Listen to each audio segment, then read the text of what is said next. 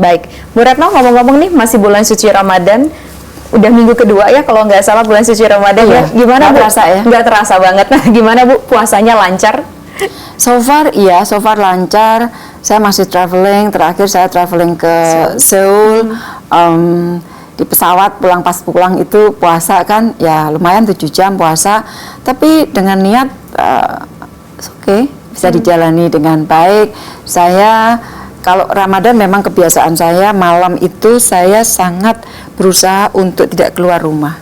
Jadi undangan-undangan, kalau masih ada undangan malam saya tidak, karena Ramadan buat saya malam itu adalah malam ibadah saya. Saya berusaha untuk beribadah lebih baik, mencoba beribadah lebih baik di bulan Ramadan. Jadi saya biasanya salat tarawih di rumah.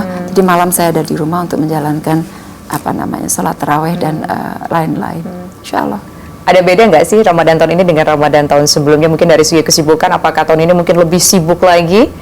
Sibuk sih, tetap sibuk ya. Jadi saya memang agak nggak normal ya. Saya sering dalam perjalanan saya sebagai diplomat karir ini, bahkan Lebaran pun saya tidak ada berada di rumah. Oh ya? Jadi buat saya tuntutan pekerjaan saya setiap hari adalah hari yang memang menuntut perhatian ya. Tapi saya tetap berusaha. Saya pernah di satu titik pas mendarat di Soekarno-Hatta, selamat datang, selamat Hari Raya Idul Fitri. Jadi saya pas mendarat itu di Hari Raya Idul Fitri. Waktu saya masih jadi dirjen. Jadi begitu mendarat, habis itu ganti baju, terus sudah itu saya kan harus halal bihalal ke tempat Menlu kan.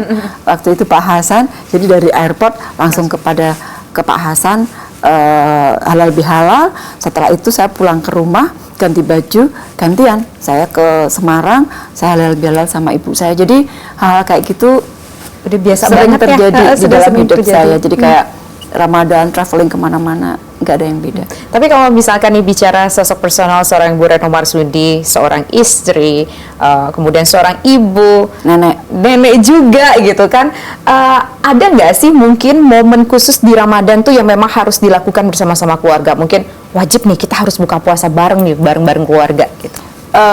Kita punya tradisi setiap weekend, biasanya hari Sabtu memang kita berusaha untuk kumpul kan.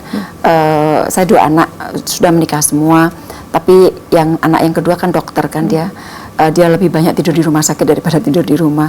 Jadi ada extra effort buat dia untuk kalau pas memang dia tidak jatah untuk menginap di rumah sakit, dia bisa kumpul dengan keluarga hari Sabtu.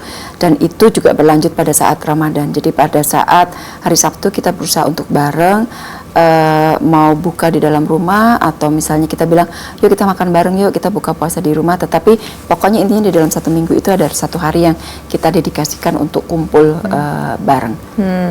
Bu Retno kan suka masak ya katanya, Bu Retno ya? Dulu. Sekarang udah nggak sempat lagi ya? Sekarang udah nggak sempat. Katanya suka juga datang ke pasar tradisional gitu ya, Bu? Saya selalu ke pasar. Kalau itu saya masih lakukan. Jadi kalau weekend nggak ada kegiatan, saya ke pasar. Jadi saya ke pasar itu baru seminggu yang lalu. Jadi saya tahu persis harga bawang berapa, harga cabai keriting berapa, cabai rawit kecil berapa, harga dan daging sebagainya. Karena disitulah kenapa ke pasar tradisional. Disitulah saya melihat masyarakat. Dan disitulah selalu mengingatkan saya dari mana saya berasal. Saya ini kan bukan anaknya orang kaya ya. Saya adalah anaknya orang kebanyakan. Saya anaknya orang yang nggak punya. Ibu saya selalu bilang eling yo, eling.